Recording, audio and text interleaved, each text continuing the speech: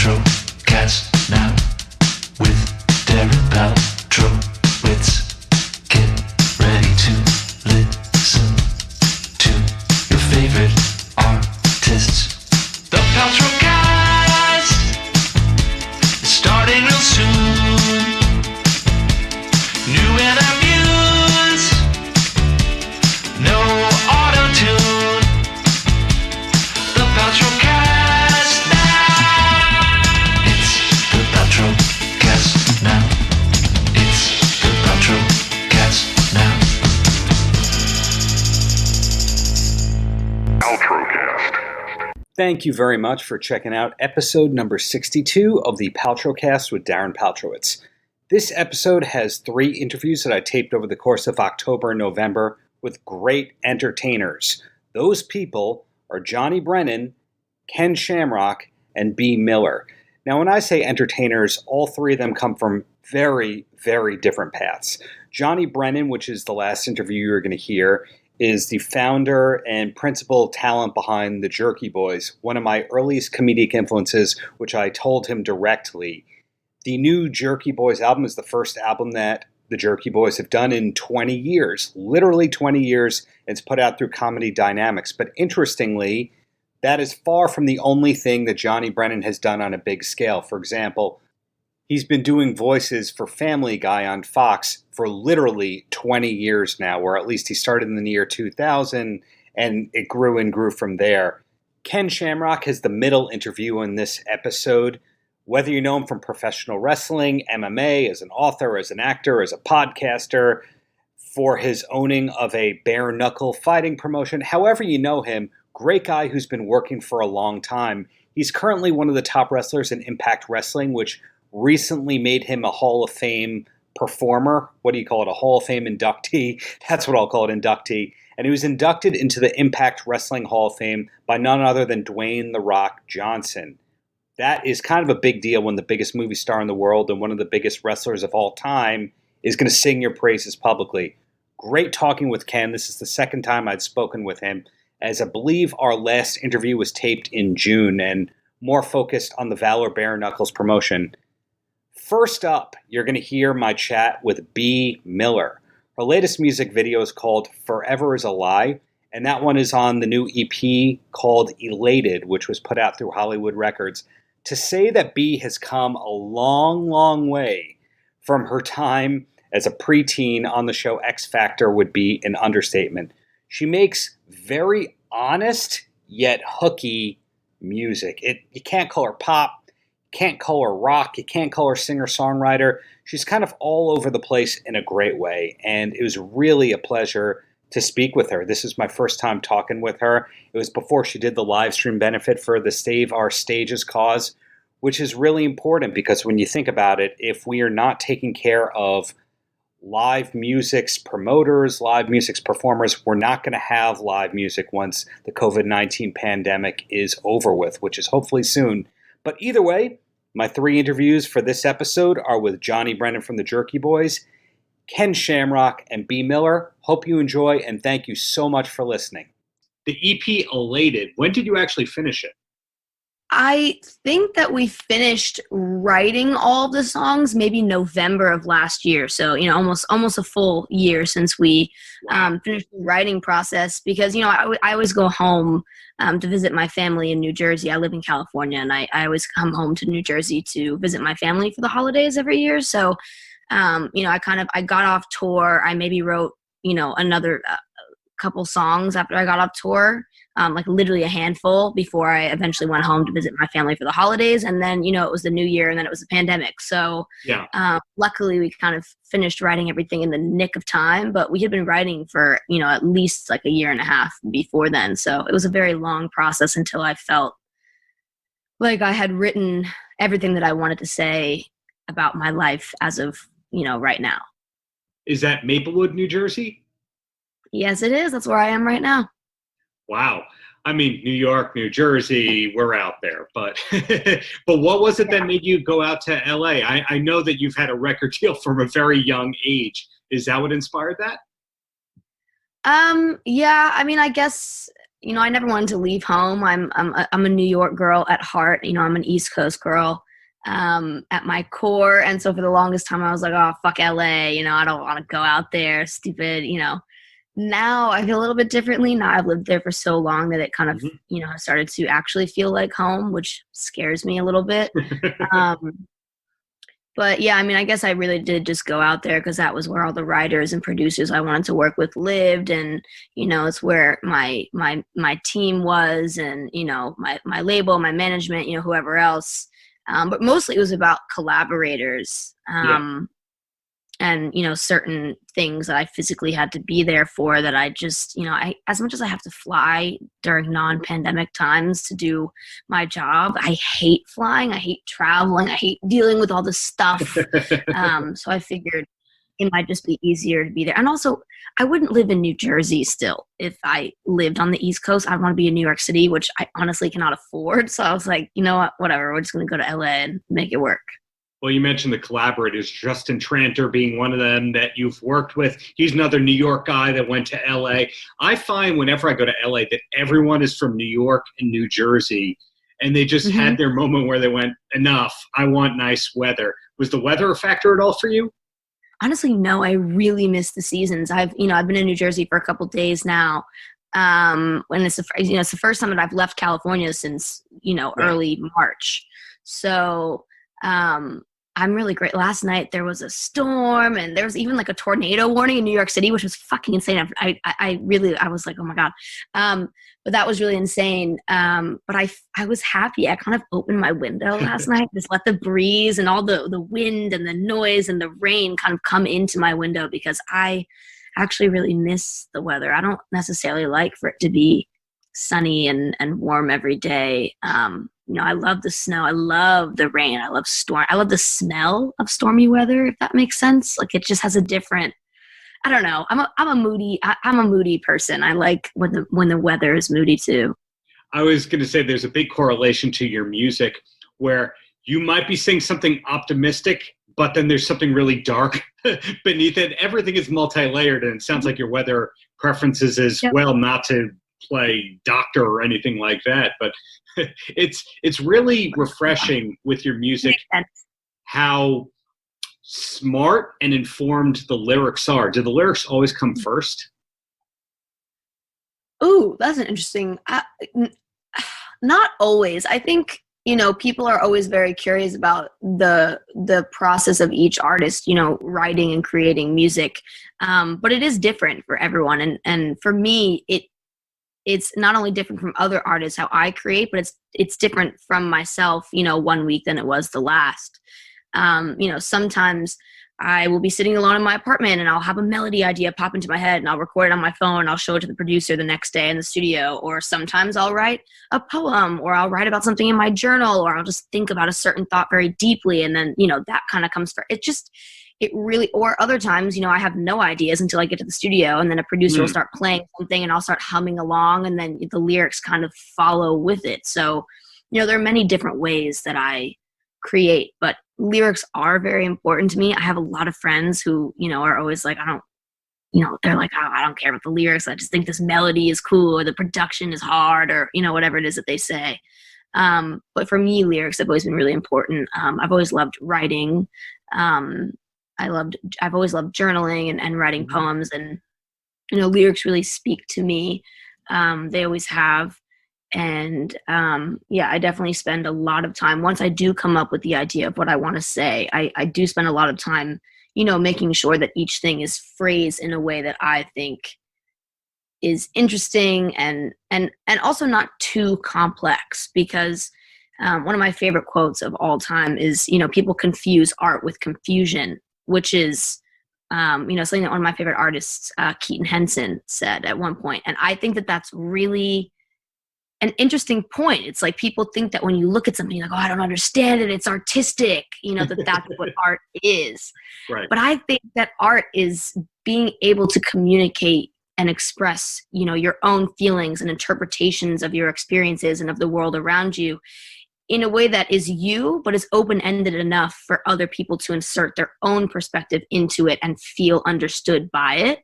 So I definitely spend a lot of time, working on the lyrics to make sure that there's something that I believe and something that's true to me, but and something that like satisfies me and it like feels eloquent enough. Yeah. But is also open-ended enough for other people to, make about their own experiences. But if I heard a song from you and the lyrics were basically, I want you, I need you, please be with me, I'd be like, uh-oh, something's wrong. This does not sound like her, because you make these interesting revelatory kind of feelings while also saying universal thoughts or universal truths. It's almost like you probably have some pressure, like, that's too generic, we have to spice it up a little bit.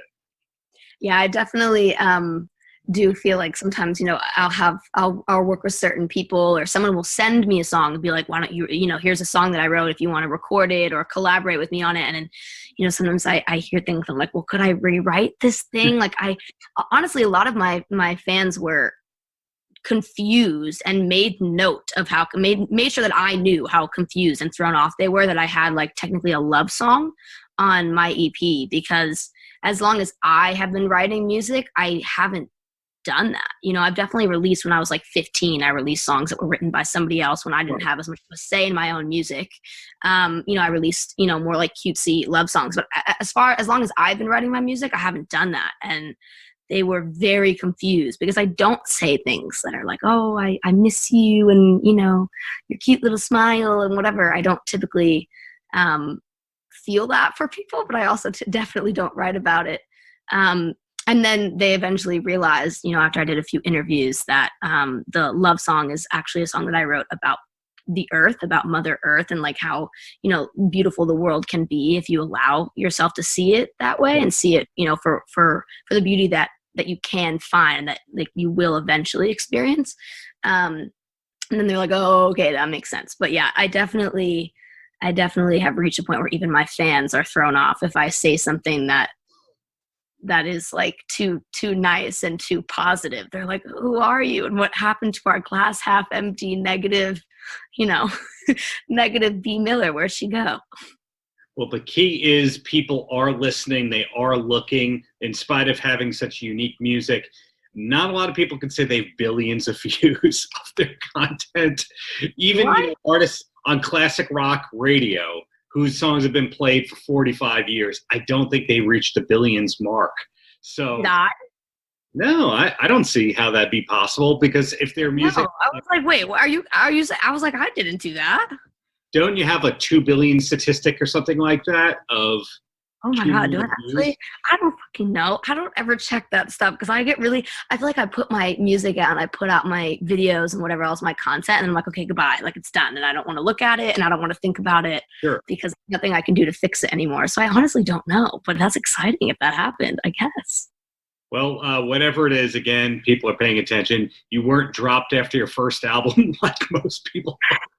And that's incredible. So you got time for 3 quick questions and then you're free and on time and on track? Yeah. Okay. First question. What is your favorite song on the new EP? Oh, everybody always wants to know that. It's like they're all, that would be like my mom having to pick between me and my siblings, It's not. Like, doesn't she like you better? I mean, yeah, between you and I, but don't tell them. My sister's literally downstairs. She can hear me, I'm sure. I'm sorry, Georgia. But I don't know. I guess Self-Crucify surprised me the most because I didn't necessarily realize I was ready to confront those things in my own music until it happened. Mm-hmm. It, just kind of came out the day that I wrote it. And that really shocked me because as much as my music has always been very truthful and real to me, I definitely have never gotten quite that personal. And I said things in that song that I haven't even said to the people that I wrote those things about. So that is a little bit, that really shocked me. So I do really love the fact that I was able to say those things and release that song and not, kind of go back on it and be like, never mind.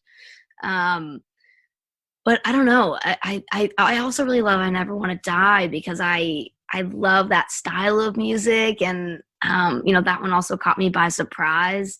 And I just had a lot of fun when I made it, and it's very different from anything else I've ever made. Mm-hmm.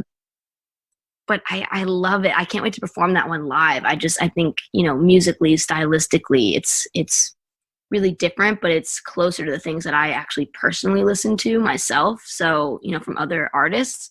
So I don't know. I definitely didn't think that I would ever be able to put out. I just didn't think I'd be allowed to make music that is a little bit more alternative sounding like that song is, because technically, of course, I am a pop artist, and there is a certain level of a certain degree of censorship sometimes over certain things that I want to release. But yeah, that one I also love. But I love them all. I don't know. I wouldn't have released them if I thought any of them were shitty. Cool. I'm glad to hear that you're free from A&R hell. Question 2 should be easier. Favorite TV show that you could recommend to people looking for new series? Ooh, honestly, I've been binging all the American Horror Story seasons recently because I kind of fell off after like season 4, and I've been stuck, quarantining at my mom's house for 2 days. So I've just been watching a lot of that. But honestly, I love The Good Place. That's a great show. Oh, yeah. I love Community. That show is so funny. I don't really love it as much after some of the main characters leave. Once Donald Glover left, I was kind of like, okay. He was like a very important character. Mm-hmm. But yeah, I mean, those I would say are 2 of like my favorite shows that I've watched recently, regardless of what I'm currently binging. Sure. Jeremy Bearimy indeed. And the closer. Yes. Any last words for the kids? I never really have any closing statements, I guess just that I'm grateful that there are people in this world who actually care about what I have to say and who like my music and feel connected not only to me, but to each other because of that. I'm grateful that a lot of my fans have found one another and befriended each other and, found common interests through me. And I think that's really cool. And yeah, I guess that's really all I have to say on that. Like Forrest Gump, that's all you have to say about that. Well, thank you so much for your time. Really hope to see you live in New York when things get normal-ish again, but really keep up the greatness and glad you're putting out music so regularly these days. Thank you. Thanks. Paltrocast. How you doing? Hey, Ken, can you hear me okay over there? I can hear you good. That looks like the world's most dangerous podcaster. Congratulations on the launch of that podcast. How long was it from coming up with the idea to actually having it out there? I think it's probably 6 months, and we launched it, and yeah, just what I do. I just talk about stuff. Right. It doesn't seem like you have any shortage of things to talk about because you can cull together all sorts of parts of your past. How far in advance do you record your podcast from it coming out? Oh, sometimes I remember a few of the times we did it live, and then some of the other ones we just while we were doing it live. Then after we were done, then we recorded another one. So we just kind of started doing it, and then of course I got involved with some other people, Mastermind Media, who started jumping in and started taking over some of the editing and started making it a little more professional. So yeah, it was just something I just did at first, and then it started to become interesting and blow up a little bit. So we just jumped on it. Yeah, so where you're at in your career is very interesting in that people don't just know you from one thing, not just the podcast, not just the UFC legend, but of course we were connected because of Impact, and you're a Hall of Famer now, the rare Hall of Famer who's still an active talent. When you came into Impact, did you know that it was going to be a long-term play? No, actually, when I go anywhere, I don't really. I'm so focused on the here and now, and I don't look at it past tomorrow. So it wasn't like I went in there thinking that, hey, I'm going to do this, I'm going to do that. But my goal was, when I set out to get back into pro wrestling, was to capture a title, and so it's always been that. Anytime that I got involved with something, it's not like I just say, hey, I'm coming back to pro wrestling because I'm going to do it and see what happens. I came back to pro wrestling because I wanted to make a statement, and I wanted to get back after it and be the best at it again. And so I made that commitment, and I'm sticking to it. Yeah, you have a very interesting relationship with Sami Callihan and Impact, and it's been going on for a long time in different facets. Did you ever meet Sami before coming to Impact? We've crossed paths before, but never really we had an introduction. And so, yeah, it was rough. It was a rough start knowing him because he's cocky, he's arrogant, but he's one of the greatest minds in pro wrestling. I think he's got really a great insight. And at the same time, though, the stuff that he says, even though it may be brass or hurtful or rude or whatever it is, if you look behind it, most of the stuff that he's saying is true. You just don't want to hear it. So, or the way that he's saying it. So it's a very unique individual. Is it true what he says that Ohio is the best state in America? Well, of course it's true. I mean, to him, right? I mean, if he's saying that, he's basically saying to him, right? I mean, so people like I said, read into what he's saying, not what he's saying to you. Read at what he's saying. This is what he believes, and everybody has a right to believe what they want. Right. Doesn't mean it's true, right? But we all take it in this grand fashion that he says everybody else sucks the way he's saying it. But like I said, Jess, you got to slow down and rip through all the brass and the cockiness and listen to what he's saying, right? Right. It's something that he feels, right? Don't mean that we all have to feel the same way. And speaking of states, am I getting you from Reno, Nevada? Yes, Reno, Nevada. Yep. Okay. I have had the pleasure of interviewing David Coverdale from Whitesnake, and he's also a Reno guy. Have you ever run into him around town? I've heard of him, but I don't think we've ever run into each other. It's interesting to me how much of the Impact roster lives in Nevada, but I think you're the only one that's in Reno. Yeah. Brian, the Reno Scum, he's from here. So I trained with him a little bit. I didn't make that connection. Reno Scum would have to be Reno adjacent. Right. My bad. What was it that brought you out to Reno in the first place? And I asked that because usually wrestlers live in Tampa or places that have direct flights to other places. Yeah, I grew up in this area. I actually went to high school in Lassen County, Susanville. And then Reno is only 84 miles from there, which is the biggest city near Susanville. So it's kind of like with my backyard where I grew up at. It's a small town, but it's a big city.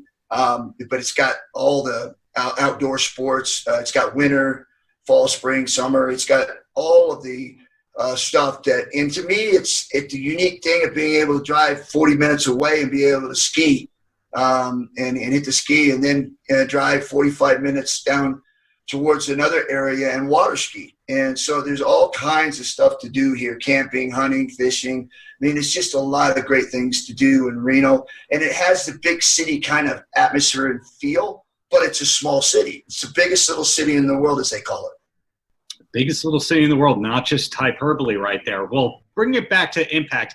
That was really amazing that you had Dwayne Johnson induct you into the Hall of Fame. Was that tweet actually you asking him, or did you ask him offline and then said, hey, I'm going to tweet this at you? Well, me and The Rock have built a pretty strong relationship while we were at the WWF. We worked with one another for a while, and we had really helped each other really sharpen our skills and grow to where we were able to branch off and do other things in our career. Obviously, I had a career before I went there in the world of fighting. But in pro wrestling, I had done a little bit before that. So going in there and working with The Rock and being able to, kind of help each other grow, I thought we had developed a pretty good relationship. Bret Hart being a guy that was more of a mentor to me. He'd been around a lot longer, and I was able to pick his brain quite a bit on stuff that would help me and also be able to help me and The Rock develop the matches that we had. So I picked Bret's brain quite a bit. And then Mick Foley, just being around him, just brightened up your day, just being around the guy. He never took anything too serious, and it was always a joy to be around. So he stuck out quite a bit to me during my career of just a great guy and a good guy to be around. So Those guys were pretty important. And again, those guys, like Stone Cold and The Undertaker and many more others that were definitely very influential in my career and my development. So I was very fortunate to have those friendships and to be able to ask for them to step out, and especially with their busy schedules and things that they've got going on, and be able to, give that induction for me. And I was very grateful for that. Well, the Impact roster is very interesting, and I've used the word interesting because there's a lot of interesting things going on. And the Impact roster that we look at right now has former world champions. It has people who are homegrown to Impact, just a mix of the best of now, the best of tomorrow, etc. I don't think I've seen you cross paths with the Good Brothers before. Are those folks that you knew on any level? No, actually, it's the first time I've actually crossed paths at this level with them. And so it was nice to have them there because those guys are tremendous. I mean, their talent is just tremendous. So being able to add them to the roster was just a huge bonus for us, and a joy, too, because being able to have them in the ring and do the work that they're doing in Impact, it just elevates us all. Right. Is there any chance we might see you on a Talkin' Shop-A-Mania pay-per-view of some sort? That's not typical Ken Shamrock fare to me, but you have done a lot of surprising things over the years. Yeah, nothing's out. Nothing is off limits to me. If I can do the dick flip, I can do anything. That's the best way that I could have heard it explained. A question about your bare knuckle promotion. Is it true that Shannon Briggs is headed there? I'm not sure, but it's a possibility because Shannon, if anybody knows anything about Shannon, Shannon's a bare knuckle fighter. He's also an MMA fighter. He's also a pro wrestler. And he has some of the most tremendous knockouts in bare knuckle. He's a vicious guy.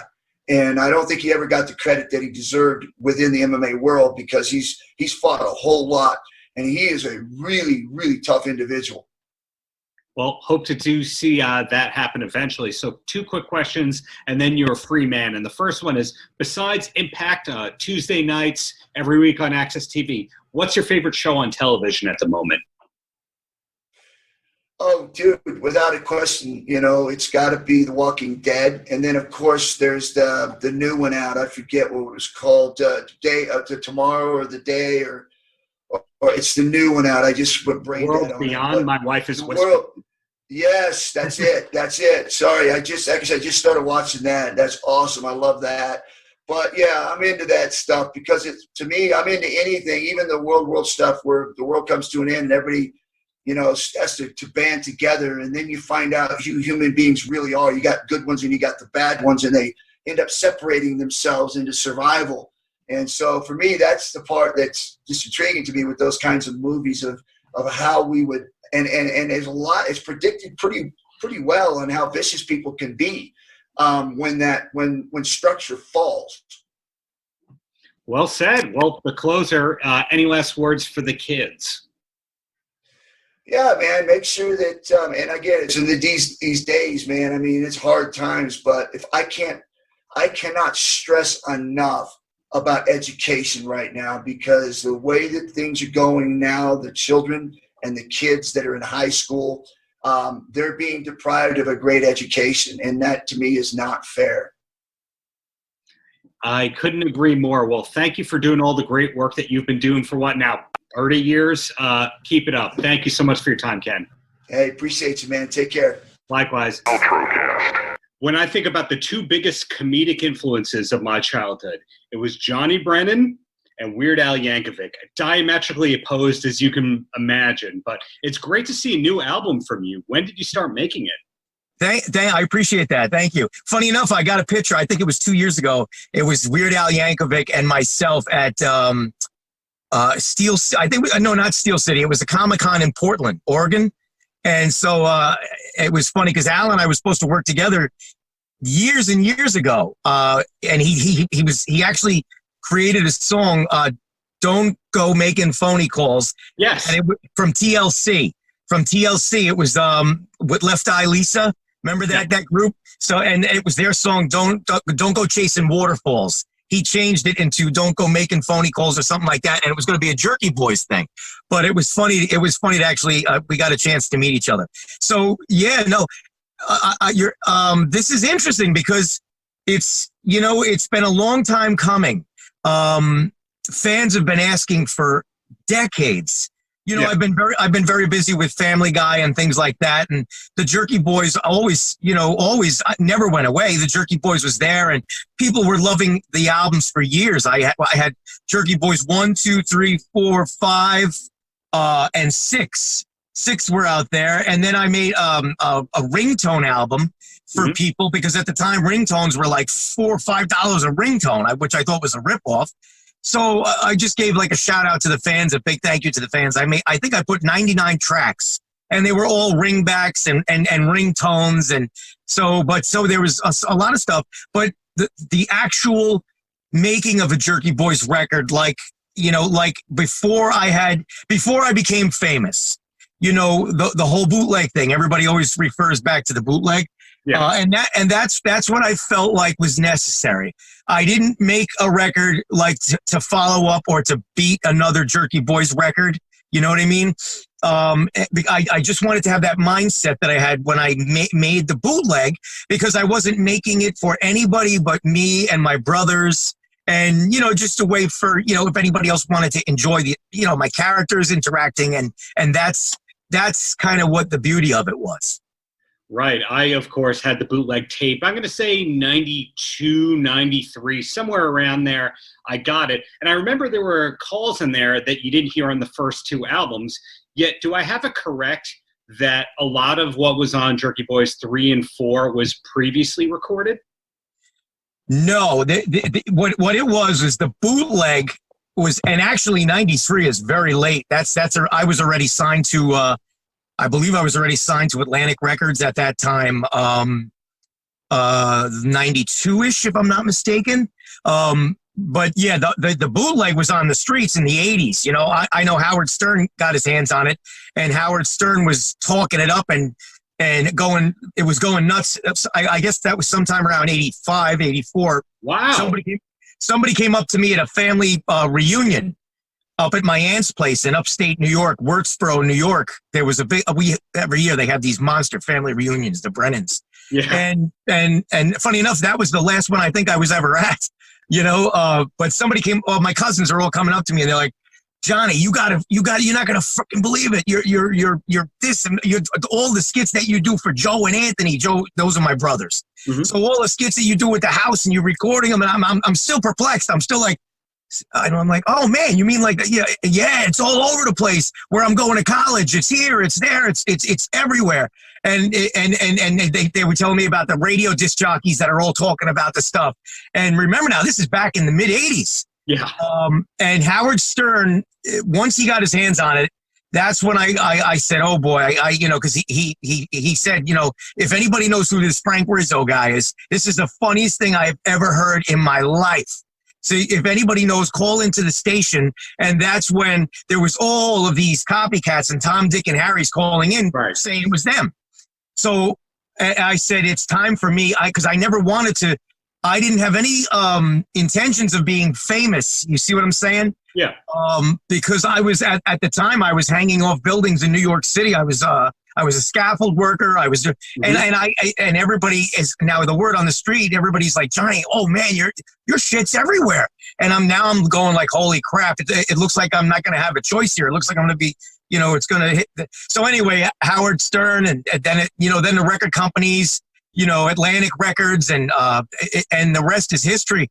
But it was absolutely, you can't even put a word on, because at the time, if you remember, there was no computers, there was no social media, there was nothing. So the only way that this got around is people would make a copy of a cassette and they would hand it to a friend, and some people would make 10 copies and hand it to friends and family, and their exact words were, "You're not gonna fucking believe this. You gotta hear this." And that's how it spread. It was incredible. I thought I knew a lot about your story, but I didn't realize that some of those tapes and calls happened in the mid 80s. Do you remember the first Saul Rosenberg call, around what year that was? Well, yeah, if I wanted to, I could go way back into the 70s. I could even go back when I was a little kid doing those voices back in the 60s. You know, when you're a little kid, you got the old the little tape cassette. But Yeah. when the ones that got famous for me, the first are the ones that I was doing in the 80s. And that's what hit the streets. That's when it started to become super famous. And you could say some of the first that you could probably say Sal's Phobia when he's talking about his shadow. Yeah. You know, my shadow, it's always there when I'm in the bathtub trying to take a nice bath. And then Sal starts screaming and yelling. It's like, oh! And Sal's Phobia, Sal's eyeglasses, you know, Sal blowing his hand off with fireworks, you know, but they all go way, way, way back. And obviously Frank, the auto mechanic, and those are the ones that when they hit the streets, that everybody was like, man alive, we never heard anything like this. And that's when that was before they coined the whole thing reality. You know the whole term reality, because the Jerky Boys, those Jerky Boys characters, when they hit the scene, man, everybody was like, you're not going to believe this. But it was very cool. It was a very cool thing. And a lot of the biggest comedians at the time, big name comedians, said that it was such a breath of fresh air because it wasn't the same old, some guy standing up on a stage in front of a red brick wall telling jokes. Yeah. This was something completely different and such a different form of comedy, and it just took the world by storm. And it was also a wonderful thing because it was very lighthearted. Mm-hmm. It was the character. It was mostly self-deprecating humor, even though Frank Rizzo would scare the bejesus out of people, But Frank, everyone to this day says yes, Frank would really kind of scare the shit out of you, but. Man, I'll tell you what, there was something lovable about Frank. So everybody, sure. They were just a great combination. And the characters, I'm sure I've said it many, many years, the characters are based on my family members. Mm-hmm. They're just slightly exaggerated versions of when I do Frank Rizzo, I'm doing my dad. When I do Sal Rosenberg, I'm doing my mom. And even onto Mort Goldman in Family Guy. Yeah. That's another version of my mom when she used to get pissed off. And that's why, and you see the difference. Sal Rosenberg is much more calm and laid back, where Mort Goldman is always ready to throw down. He's a little bit more of a fighter than Sal. So that's why we call Mort Goldman Sal's long lost cousin. I never made that connection with all that, the difference in dynamics. And I do want to ask you a little bit about that. But one of the constant topics that comes up when I'm doing interviews, I tape like 10 interviews a week.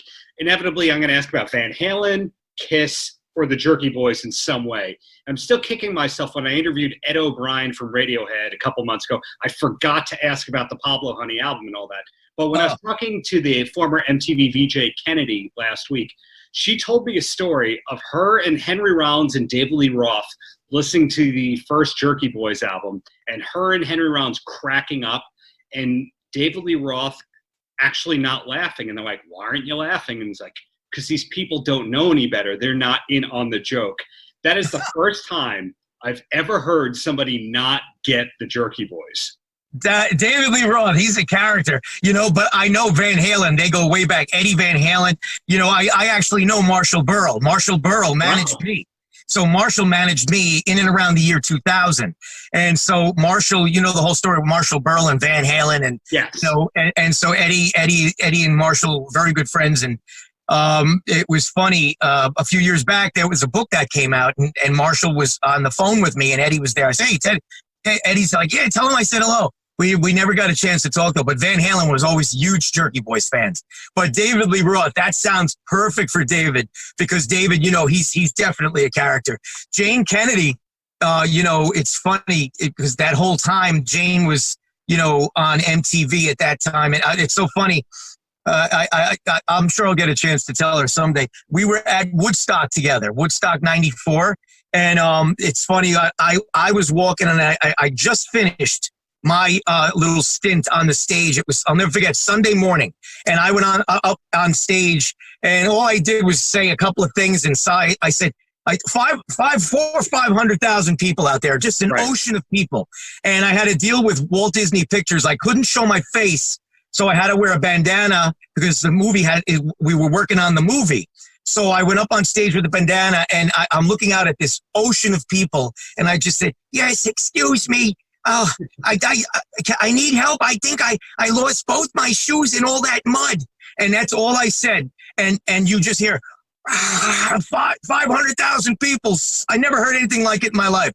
Right. And then I said a couple of Frank Rizzo lines and this and that and the other thing. Then they took me out. I got out away from the stage, and there was a massive crowd down waiting for the limousines. And just as I'm walking, I lift my head up. I almost slammed right into her. It was Jane Kennedy, and who knows where she was going. But it was funny. I always said, yeah, someday I'll probably get to tell her that story.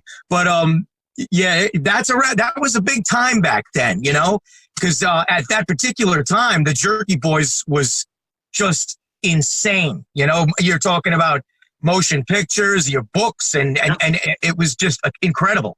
I remember that weird MTV VHS tape that you guys did where they had the temps and you were prank calling them, and it was like surveillance taped and all that. Were there a lot of one-off projects for the Jerky Boys that were discussed but didn't happen? Was it one of those scenarios? Not really. Everything that I have to say, knock on wood, everything that I ever did, everything we ever did, it was golden. It was golden. I mean, I got what that video you're talking about, that you see everybody tell you right up straight. They say, well, that video created Punked and all these other videos that would come many years later.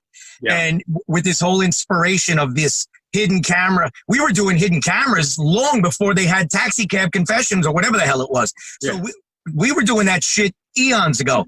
And it was a project for Sony and MTV. Combination Sony MTV, and it was it was a platinum selling video. I have the plaque on my wall. I mean, who buys that many videos, right? But because it was a Jerky Boys project, Jerky Boys product, people wanted to have it. They had to have it, and that's the way it's been through all of the years with Jerky Boys. People, it's a beautiful thing because when I went to sell beer for Anheuser-Busch. Budweiser beer, same thing, through the roof, everything, because people love the characters. And I always tell everybody this, it's not about, it's not, of course it has something to do with me at the end of the day, because I create the characters and I voice the characters, but it's about those lovable characters. That's what people really get a kick out of. And at the end of the day, I mean, it's great stuff. And yet when you see Sal and how many people love Sal, how many people love Jack Torse, think about my gay character. My gay character, when I was doing my gay character, it was taboo. I mean, I remember even doing commercials for Anheuser-Busch, Budweiser. I remember doing commercials for them. They focus grouped my gay character commercials, my Jack commercials. And Jack Torse was amazing. Everybody, they actually rented Limelight in New York City. The nightclub Limelight. Oh, yeah. And they had a party for gay people to come out and to focus group the Johnny's gay character Budweiser commercials. They absolutely went nuts. They said that these should be on the air. They're incredibly funny. But at the end of the day, see, this is what I'm trying to tell you. At the end of the day, Budweiser was still like, yeah, you know what? I don't know. And they didn't air them. They didn't air them. Isn't that funny? And that you're only talking about 20 years ago with that particular project. And even then they were careful. Today that would be just a no-brainer.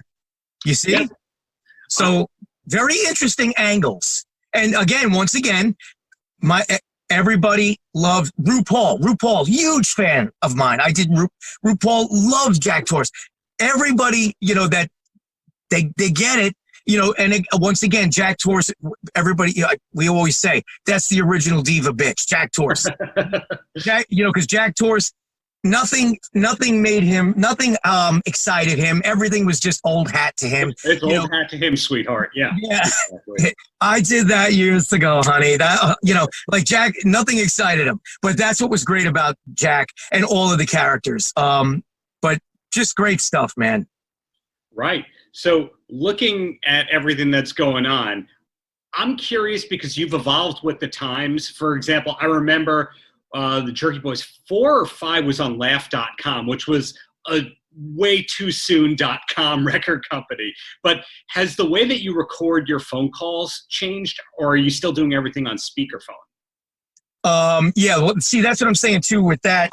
It's a very, very, very awesome album. And a lot of people love it.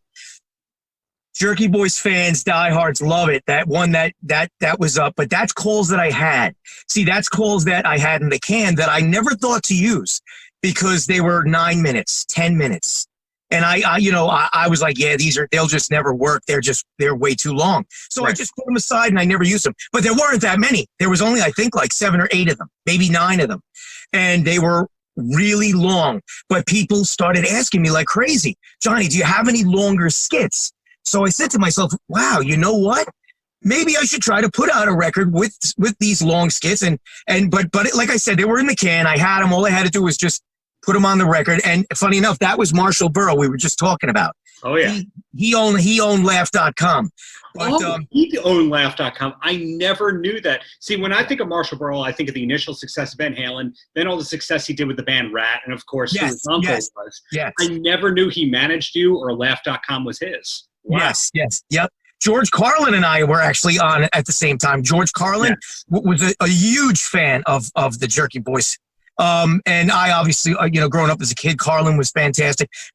Funny enough, I loved Richard Pryor.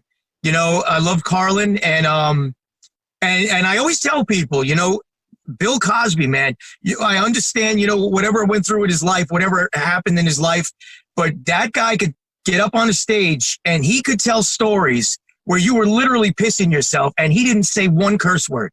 Right. Not one. And I remember even through growing up as a kid and right into adulthood, Cosby was no joke. When it came to comedy, that guy was no joke. But, I understand, things happen and all the tragic nonsense that's gone on in his life. Very sad. But, when you're looking back at it, it's just things that, it's a crazy life, Yeah.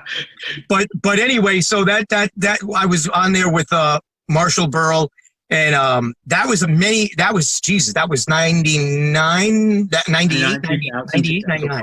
Yeah. But so that was that. But this new record, that's why I'm really excited about this new record because I had to do this was like I said, I had to just and it was very strange because it took me a long time as well. Because you got to have it here. You got to be in that mindset. And as well as I do, I don't have to tell you, look at like the world over these last year, 2 years, there's a lot of stuff going on and a lot of stuff that, you're not really feeling too happy. You know what I'm saying? But you got to reach inside and you got to go to a place. I mean, I know it might not make any sense to you, or it might sound like to your listeners or your viewers may not make any sense, but it's you really need a place. You need to be able to get, if I'm going to do Saul Rosenberg, I got to have that place. If I'm going to do, any of my characters, it's like crazy. You got to get there, and that's what made me feel really good about this record, because right off the top, I'm doing weird shit. I'm doing stuff that I didn't even think I was going to do. Certain characters coming out of my mouth that I said, wow, I kind of dig this, because I'm not doing it for anybody but me. Right. I'm not sitting here trying to, because I'm doing it with that sense that I have no clue. Let me just go with this. Let's have some fun. And that's exactly how I did it decades and decades ago. And it became the Jerky Boys. So you know what? That I think it was just it was a little bit of a tough time, but I think it was pretty all in the end, and was very interesting. I don't know if you got a chance to see previews or the artwork yet, or the cover. It's the original artist, Sean Taggart, the original artist. He was doing T-shirts. He was doing my T-shirt cartoon work back in the early '80s. So it's really amazing. Sean, and it's funny. There's a funny story behind it. It almost didn't happen, but that's a whole because we're trying different things, and Sean's doing his thing, and Sean is fucking terrific. He's amazing, and if you look at his work over the years, he's amazing. So just a wonderful story. And when it almost didn't happen, I go to message the record label, send them an email, and just say to them, okay, use Sean's earlier drawing. And then, but I just before I say anything to the record label, I say, oh shit, there's an email from Sean Taggart. I open up the email and there's the record cover. And I was like, holy shit. I got on the phone and I said, Sean, that's it. That's it. It's fucking beautiful. So it was like almost like a miracle how it came together. And it's just awesome to have all of this together. To have it's just awesome. The emphasis is usually going to be on the first two Jerky Boys albums, but I think that you've had some great classics beyond that. For example, the Hucklebuck, I think, is up there with among the best work that you ever did. So one thing that I'm curious about, aside from that compliment, for every good call you have, around how many bad calls or unusable calls do you think you have? See, I put my right hand to God. My mom passed away in 2016. I swear on my mom, I don't have anything. That's why this I don't have anything. Like I said to you, I don't have anything in the can. And it's funny, I'm teaching myself now. I was always a very big believer. Stealing to me is pathetic. Stealing is pathetic. And in the comedy world, I've seen things that would make anybody sick. They have no qualms about stealing people's work and making believe. The worst part about it is making believe it's theirs. Right.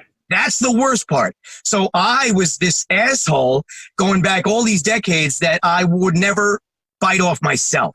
I didn't want to do two this. I didn't want to do two of that. But now I'm teaching myself, nobody gives a shit. Don't be so hard on yourself. If you got something that's a pretty decent idea, as long as the calls are fantastic, nobody gives a shit if you do two auto mechanics or you call two garages. Or I was just way too hard on myself. Way too hard on myself. So there's no need to be that hard on yourself. If you got two great calls, who cares? But so that's the thing.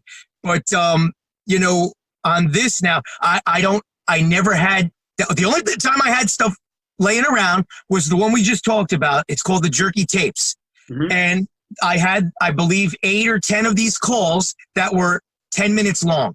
And I didn't think anybody would want to hear that. So I never even thought to look at them. So I said, shit, let me try it. And that's the only time I've ever had anything later. And I'll never forget being asked over the years. People would say, Johnny, do you have anything laying around that you may not have thought was good that you could just use on a record?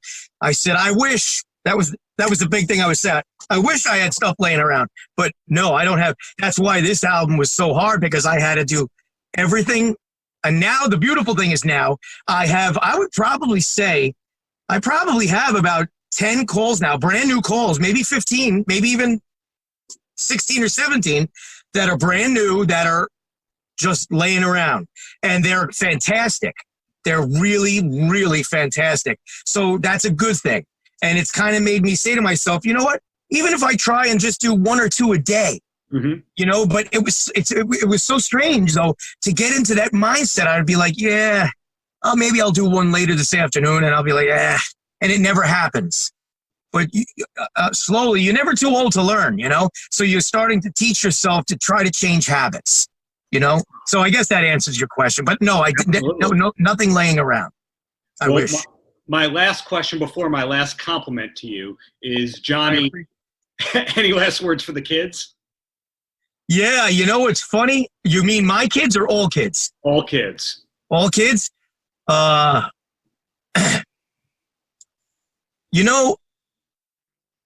would say to all kids, enjoy life, especially as you're growing up. Mm-hmm. Just enjoy your life, and don't, nobody has to tell you, how your life should be lived. It's always absolutely fantastic. Listen to your moms and your dads and get your educations and all that stuff. But I would say to children, if they have dreams, any kind of dream, well, I don't care if it's jumping motorcycles, if it's, I don't know, building bridges, to just go after it. Go after it as hard as you can, and especially if it's something that you love. You see too many kids; they might have dreams of being artists, They might have dreams of being rappers or being guitar players or being something that they really want in their heart. Go for it. Go for it. This is an amazing thing. It's an opposite flip side story for me because I was doing characters, I think probably since I could walk. and I, as a little kid, I was mimicking my mom when I was only 5 years old and getting smacked around for it. But that was just me mimicking characters. And I always had an ability, because I lived in so many different neighborhoods, to pick up dialects, Spanish, Greek, pick them up. And I was a little kid doing Greek voices, Spanish voices. I tell the story many times over the years about my gay voice, Jack. It was 1966 when I was doing Jack tours, because of a guest that was staying at our house. And, that's another story. But again, to get back to what we said about the kids, the flip side was that I wasn't looking to be famous ever. I wasn't looking to be, but sometimes you create something in this world that can't be contained. And even though, I've learned now I appear at shows. I was at Woodstock in front of 500,000 people. So, so you have to force yourself. That's a great thing to tell the kids. I try to teach this to my youngest daughter. Force yourself out of your comfort zone. Force yourself out of your comfort zone, and you will be shocked at the wonderful things that'll happen. Well said. And I remember Adam Carolla. I don't know what show I saw him on one time. He said the same thing. I think it was on Dancing with the Stars or something. And Carolla said very similar. He said every time he forces himself out of his comfort zone, good things can happen. Good things might happen. Good things can come. You never know what's going to happen. But I do live by that. And I've been teaching myself that over the last 15, maybe 12, 15 years. And that's a great message to the kids. Force yourself out of if you feel comfortable, you feel safe, just being here and you might have gifts that you don't even know. Force yourself out of your comfort zone. Cool. And that promise compliment is, couple of years ago when my wife and I got married in Vegas, we chose every song in the order that is to be played. The DJ just had to press play. 6, 7 songs in, music stops, Heard at Work plays in the middle of the wedding, horrifies the whole wedding party.